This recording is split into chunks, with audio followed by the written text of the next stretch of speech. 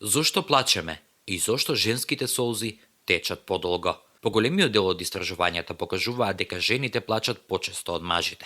Во студија од 1982 година психологот Вилијам Фреј пресметал дека жените во просек плачат 5,3 пати месечно, додека мажите тоа го прават 1,3 пати. Освен тоа, женското плачење во просек трае 5 до 6 минути, за разлика од машкото кое трае 2 до 3. Холандскиот психолог Ад Фингерхуц од Универзитетот во Тилберг е еден од ретките експерти кои го проучувале плачењето, а сите негови резултати укажуваат на разликите помеѓу мажите и жените кои почнуваат уште во детството.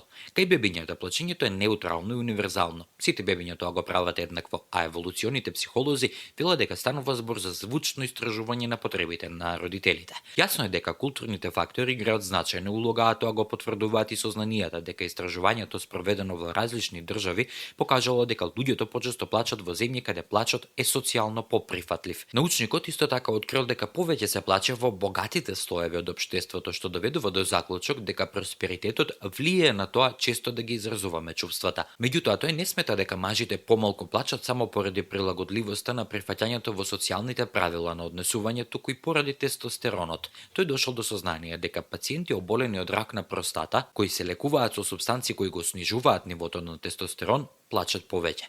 На прашањето зошто плачеме, сепак не постои јасен одговор. Луѓето се единствениот вид кој плаче од емотивни причини. Некои научници претходно утврдиле дека слоновите плачат кога тагуваат, но тоа сепак не е потврдено. Поради некои причини ова прашање не е доволно истражено. Не знаеме зошто плачеме кога чувствуваме физичка болка, не знаеме зошто плачеме кога доживуваме емоционална травма или моменти на голема радост. Со оглед на тоа дека сме изразито социјални суштества, можеби во прашање е показателот, начин како на другите да им ги пренесеме длабоките и важни внатрешни ментални состојби, но сето тоа се само претпоставки.